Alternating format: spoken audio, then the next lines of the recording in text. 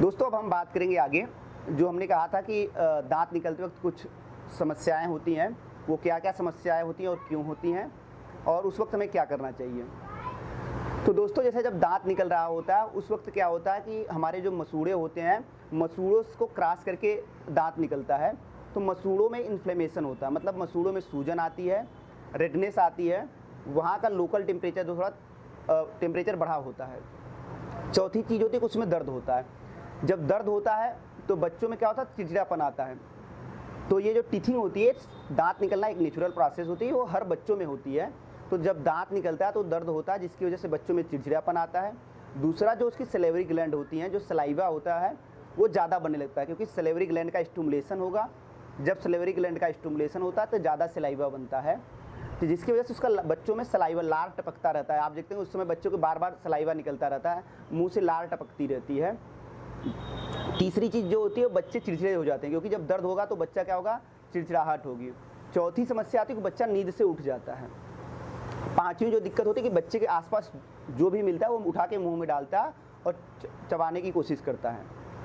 अब हम बात करेंगे कि क्या समस्या होती है। जैसे जब बच्चे को दांत निकलता है तो लोग क्या सबसे ज़्यादा प्रॉब्लम इग्नोर करते हैं। जैसे कि बच्चे को उस वक्त अगर डायरिया हो रहा है या खांसी जुकाम हो रहा है या बुखार आ रहा है तो उन्हें लगने लगता है कि दांत निकलने की वजह से होता है। नॉर्मली दांत निकलने की वजह से ये नहीं होता। दांत निकलने के वक्त क्या होता है कि जैसे दांत निकल रहा है, बच्चों को मैंने आपको जो समस्या बताई कि वो चीज़ होता है और उसके मसूड़ों में दर्द होता है, तो जो चीज़ पाता है वो खाने लगता है। तो क्या होता है, जो आसपास की बच्चों को तो पता नहीं होता कि कौन सी चीज़ें साफ़ है, कौन सी चीज़ें में इन्फेक्शन नहीं। तो जो कोई गंदगी की चीज़ें पाता है या कुछ उसको मुंह में डालता है, जिसकी वजह से इन्फेक्शन बच्चे को जाता है, और इन्फेक्शन की वजह से फिर उसको डायरिया या फिर खांसी जुकाम या उल्टी या बुखार आने लगता है। दांत निकलने की वजह से कभी भी 100 से ज़्यादा बुखार नहीं आता। अगर दांत की वजह से टेम्परेचर बढ़ता है तो 99.4 तक होता है।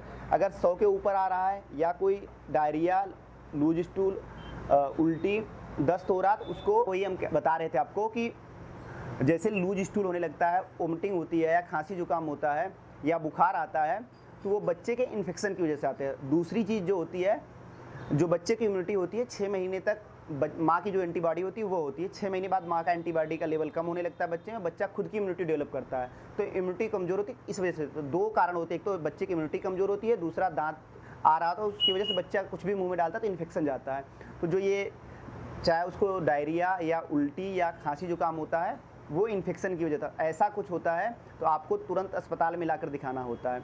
लेकिन लोग क्या करने लग जाते हैं, इग्नोर करते हैं कि ये दांत निकल रहा है इस वजह से हो रहा है, लेकिन ये सिम्टम जो होते हैं वो इन्फेक्शन की वजह से होते हैं। जब भी ये कोई दिक्कत हो तो आपको पीडियाट्रिशियन को दिखाना चाहिए। अब हम बात करेंगे, अगर बच्चे को दांत निकल रहा है, जो समस्याएं हो रही हैं जैसे कि सलाइवा ज़्यादा बनना, लार टपकना, दूसरा बच्चे को नींद में जग जाना, तीसरी चीज़ चिड़चिड़ापन, इसको कैसे दूर करेंगे। तो जैसे मैंने बताया था कि बच्चे का जो मसूड़ा होता है वो सूजन होती है, उसमें दर्द हो रहा होता है, तो आप इसको क्या करेंगे कि कुछ ठंडी चीज़ें होती हैं। पहला चीज़ आपको करना है कि जैसे आप अपना हाथ साफ़ करके नाखून काट के उसको आप सुबह और शाम मसूड़े को मसाज करें, उससे बच्चे को रिलीफ मिलेगा और जो परेशान होगा वो परेशानी होगी वो कम होगी। दूसरा क्या काम करें, बच्चे के हाथ साफ़ रखें, नेल को ट्रिम करें, बच्चे के आसपास जो जहाँ पे बच्चा रहता है उसको क्लीन रखें। तीसरी चीज़, जो बच्चे जिस खिलौने से खेलता है उसको साफ़ रखें, उसमें इन्फेक्शन फ्री करें। अगली चीज़ आप क्या करेंगे कि जो बच्चा होता है उसको आप तौलिया, घर में रुमाल हो या कोई सूती कपड़ा, उसको साफ़ करके फ्रिज में रख दें।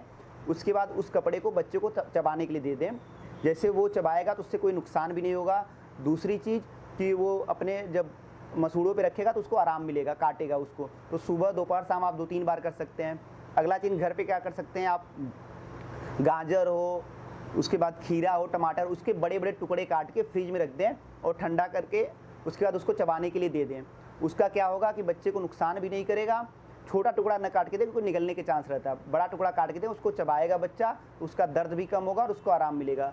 और क्या कर सकते हैं आप, आइस क्यूब दे सकते हैं बच्चे को। ये सब चीज़ें आप करके अवॉइड कर सकते हैं। अगर बच्चे को ज़्यादा तकलीफ हो रही तो आप पैरासीटामॉल दें दर्द कम करने के लिए। अब लोग गलती क्या करते हैं कि जब दांत की समस्या होने लगती है तो शहद लगाने लगते हैं। शहद नहीं लगाना है आपको, तेल या घी नहीं लगाना है दांत में। जो सबसे ज़्यादा कॉमन मिस्टेक करते हैं कि होम्योपैथी की और आयुर्वेदिक की दवा लाके जड़ी बूटी खिलाने लग जाते हैं। आपको ये सब रेडीमेड नहीं खिलाना है, कोई बाहर की दवा दांत निकलने के नहीं खिलाना है। और सबसे ज़रूरी जो बात है कि ये जो प्रोसेस होता है दांत निकलने का मसूड़ों से, वो 8 से 10 दिन होता है। तो जो चिड़चिड़ापन और समस्याएं, नींद में टूट जाना, ये 8 से 10 दिन परसिस्ट करती हैं। अगर 10 दिन से ज़्यादा रह रही हैं तो ये दांत की वजह से नहीं है कि बच्चे को कोई और दिक्कत है, उसके लिए पीडियाट्रिशियन को दिखाएं। अपने एक दूसरे से शेयर करें, और दांत से रिलेटेड कोई भी समस्या हो तो कमेंट करके पूछ सकते हैं। धन्यवाद।